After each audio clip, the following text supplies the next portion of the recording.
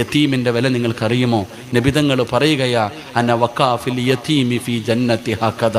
ആരെങ്കിൽ ഞാൻ യതീമ, നബിതങ്ങൾ പറഞ്ഞു ഞാൻ യതീമ. യതീമിനെ സ്നേഹിക്കുന്നവർക്ക് സ്വർഗമുണ്ടെന്നല്ല പറഞ്ഞത്, തൻ്റെ വിരൽ ചേർത്ത് വെച്ചിട്ട് പറഞ്ഞു ഞാനും അവരും സ്വർഗത്തിൽ ഇത്രയും അടുത്ത.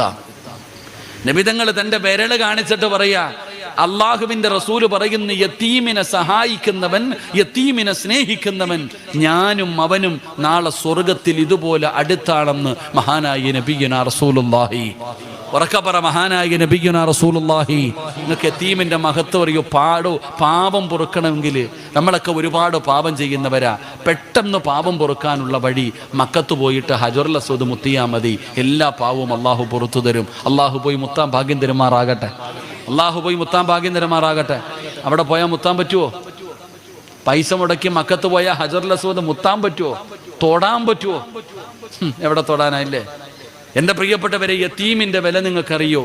യതീമായ ഒരു കുഞ്ഞിൻ്റെ തലയിൽ കൈവച്ചിട്ട് ഇങ്ങനെ തടകണം.